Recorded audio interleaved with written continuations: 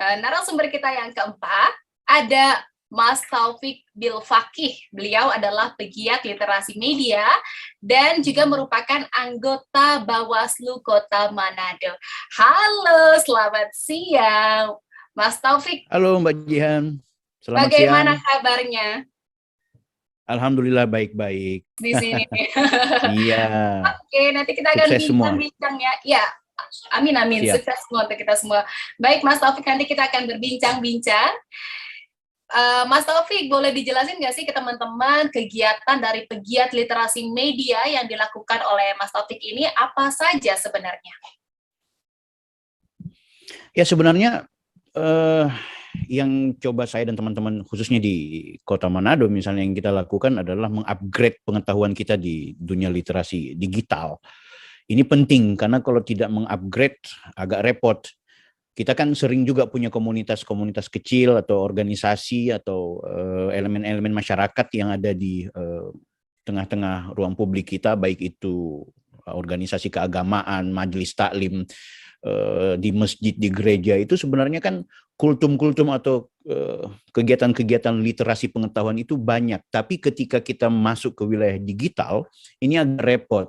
Nah, sehingga itu kadang-kadang yang kita maksud dengan literasi digital media sosial yang ada di sini sebenarnya bukan ansih kita berada di dunia digitalnya, tapi bagaimana aktivitas berkomunitas kita, teori, pengetahuan, praktek, kebijaksanaan dalam dunia digital itu kita share ke teman-teman komunitas. Nah, sehingga itu kami mencoba untuk memberikan praktek langsung gitu, bagaimana banyak orang ketika dia masuk ke ruang digital, dia memindahkan posisinya dari dunia nyata ke dunia maya.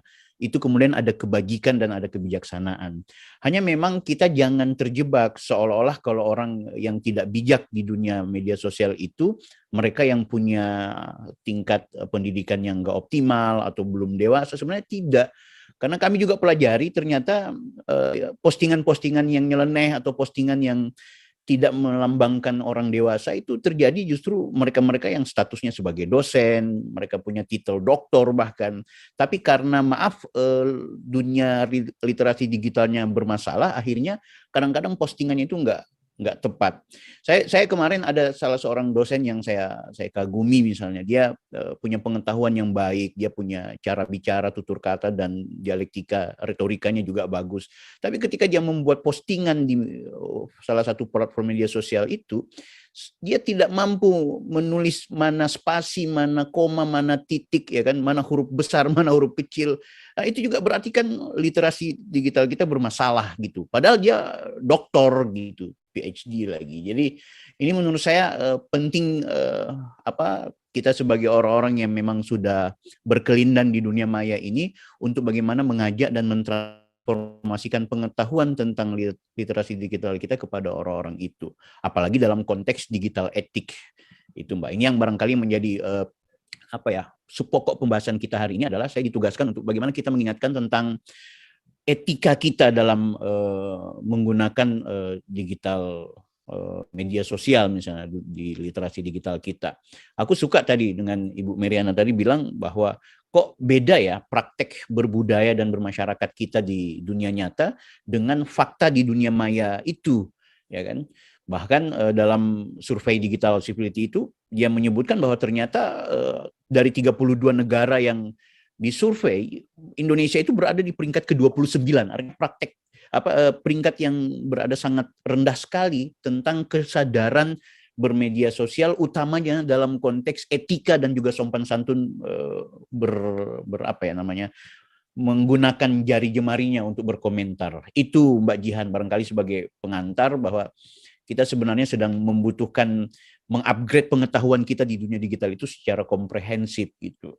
Benar itu banget. Mbak Jihan sebagai kecakapan literasi digital itu bukan hanya untuk orang-orang tertentu atau kalangan tertentu gitu ya, tetapi memang secara luas gitu kan, karena memang semuanya butuh sekali ilmu baru terkait dengan kecakapan literasi digital ini agar kita sama-sama semakin cakap gitu ya dalam bermedia sosial dan juga berdunia digital. Baik, Mas Taufik sendiri belakangan ini saya dan juga mungkin teman-teman semua ada beberapa yang mendengar sekali kata-kata netiquette gitu ya. Sebenarnya apa sih tuh netiquette? Boleh dijelasin nggak sih? Ini yang sebenarnya harus kita transformasikan ke banyak orang tentang netiquette itu kan. Jadi soal network etik ya. Jadi kita harus tegaskan kepada orang tentang bagaimana soal toto kromo, etika sopan santun yang kita implementasikan dalam dunia internet. Nah, pertanyaannya kenapa kita kemudian harus beretika di dunia jaringan ini? Karena kita semua ini kan sekalipun berada di dunia digital, ya kita juga tetap harus tahu rule gitu kan. Kita harus punya kemampuan menyadari bahwa dunia digital dan juga kehidupan nyata itu ada kesamaan dalam konteks beretika gitu.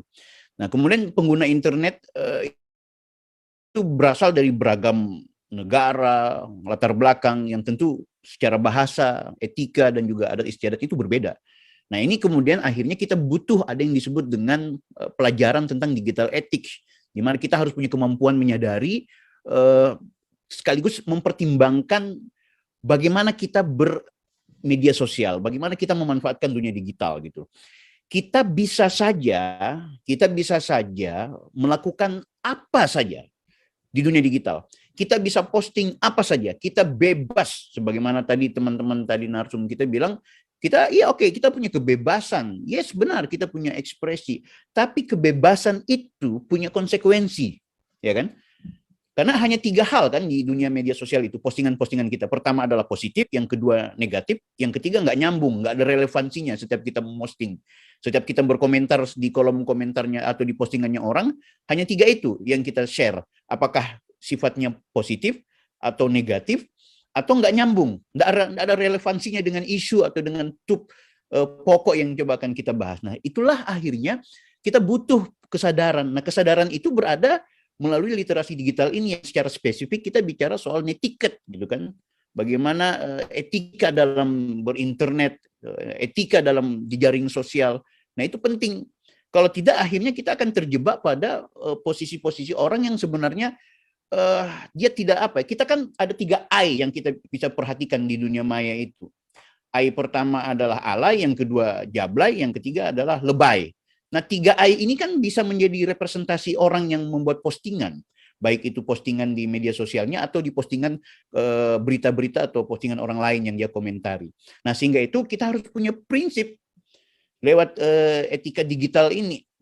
Nah, prinsip yang coba ditawarkan oleh di literasi digital kita itu adalah soal bagaimana ada kebajikan, ada kesadaran, ada integritas, dan juga ada tanggung jawab. Kalau 4 prinsip ini tidak dimiliki oleh seseorang, maka ketika dia bermedia sosial, saya tidak menjamin ada kebijaksanaan atau ada postingan-postingan yang positif di sana. Jadi sekali lagi, ada konsekuensi dari setiap postingan kita atau komentar kita. Terserah, Anda bilang, oh ini kan hak saya. Oke, tapi ada konsekuensi. Kalau positif tentu akan menjadi inspirasi, kalau negatif konsekuensinya Anda kemudian akan dijerat oleh pasal-pasal tertentu, ya kan? Kalau nggak nyambung, Anda akan dinilai, kan gitu. Nah, di video pertama tadi yang di-share oleh teman-teman, aku kira bagus itu bahwa orang yang sebenarnya sudah mau diberikan kesempatan untuk mendapatkan pekerjaan atau diberikan beasiswa untuk berangkat ke Amerika, ujung-ujung dibatalkan hanya gara-gara jejak digital, ya kan? Tadi Mas Rana udah menyampaikan